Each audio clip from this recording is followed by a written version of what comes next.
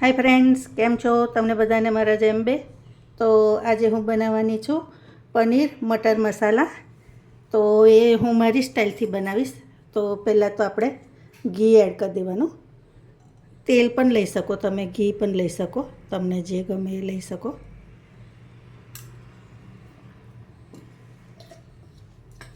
અને હવે થોડુંક તેલ પણ એડ કરીશ જોડે.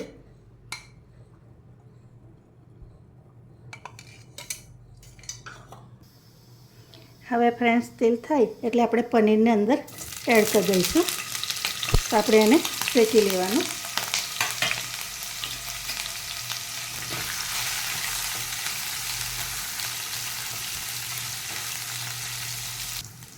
હવે આપણે પનીરના ટુકડા બધા કાઢી લેવાના અને આ કોસીર્યું પાણી છે એમાં હું એડ કરી દઈશ.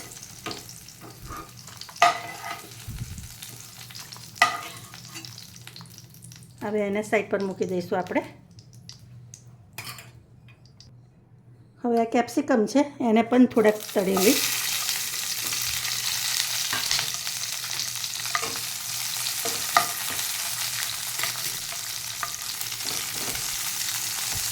એને બહુ નહીં થવા દેવાના, થોડાક થાય એટલે આપણે કાઢી લઈશું.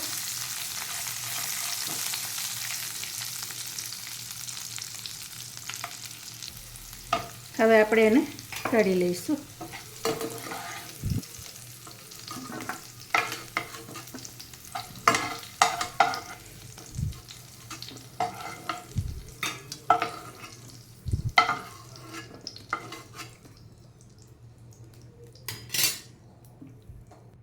હવે આ ખડા મસાલા છે, આ 2 લવિંગ છે, મોટી એલચી ને તજનો ટુકડો છે, એ થોડાક સોતે થાય એટલે આપણે ડુંગળી એડ કરી દેવાની.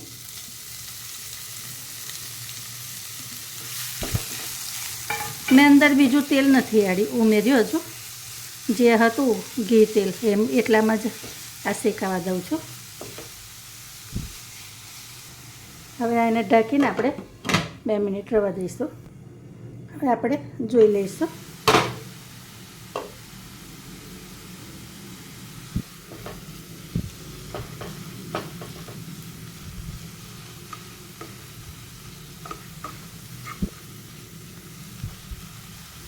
હવે આપણે એમાં ટામેટાની પ્યુરી એડ કરી દેવાની.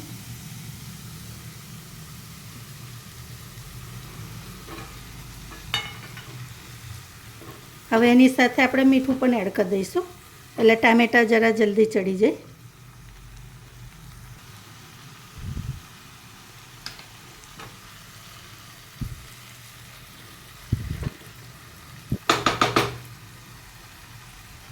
હજી હવે એને ઢાંકીને રવા દઈશું.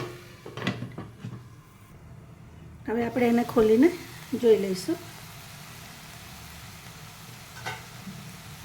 હવે આ થોડુંક આદું છે એ પણ હું એડ કરી દઈશ.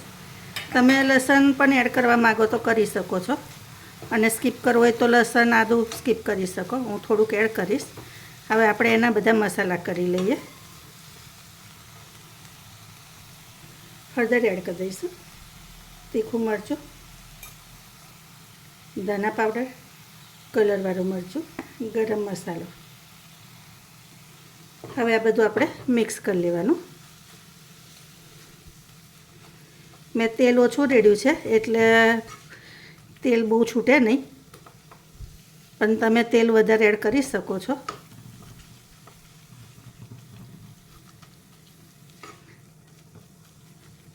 આવી રીતે આપણે મિક્સ કરી લેવાનું.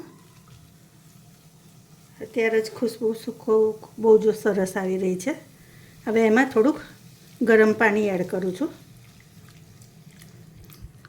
ગ્રેવીને થવા માટે.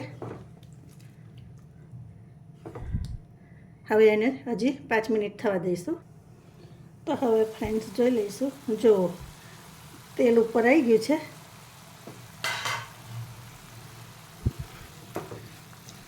અને ગ્રેવી લાગે છે સરસ. આમ મટર છે જે અધકચરા બાફેલા છે એ અત્યારે એડ કરી દઈશ. અને હજી હવે થોડીક વાર હજુ થવા દેવાનું.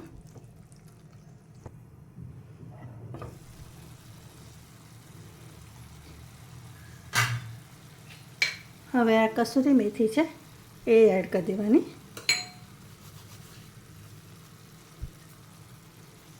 પનીર છે એ એડ કરી દેવાના. ફ્રેન્ડ્સ, પનીર મારા થોડાક વધારે થઈ ગયા છે કારણ કે ગેસ્ટ આવી ગયા હતા ને તો દજી ગયા એમને એ કરવામાં, તો તમે પણ આટલા બધા એ ના કરી દેતા. હવે આ બધું મિક્સ કરી અને આપણે મિક્સ કરી લઈશું.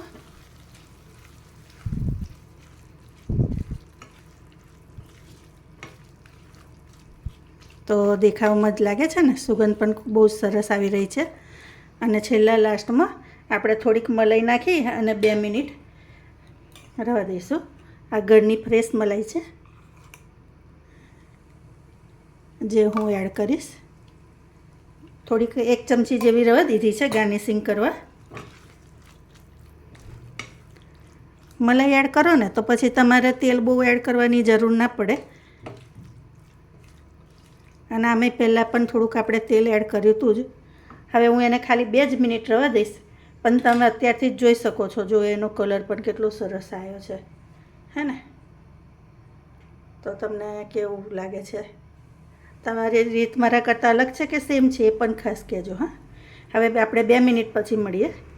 હવે મીઠું એક ઉપરથી રહી ગયું હતું બીજું એડ કરવાનું. ગ્રેવીમાં તો મેં થોડુંક નાખ્યું હતું જ, તો 1 ચમચી જેવું થોડુંક એડ કરી દેવાનું, વધારે ના કરતા. તો તૈયાર છે હવે આપણી સબ્જી. તો હવે હું ગાર્નિશિંગ સર્વિંગ પ્લેટમાં લઈ લઉં. તો ફ્રેન્ડ્સ, જો તૈયાર છે સબ્જી અને રોટી સાથે સર્વ કર્યું છે, જોડે ડુંગળી છે. તો તમને મારી રેસીપી કેવી લાગી એ ચોક્કસથી કહેજો. તો તમે સબ્જી જોઈ શકો છો, એકદમ સરસ કલર પણ આવ્યો છે, ટેસ્ટ વાઇઝ પણ બહુ ખૂબ સરસ થઈ છે. લાગે છે ને હોટલ જેવી, ધાબામાં બની હોય એવી. તો તમને મારી રેસીપી કેવી લાગે છે એ પણ ચોક્કસથી કહેજો. લાઇક, શેર, સબસ્ક્રાઈબ કરજો. Thank you.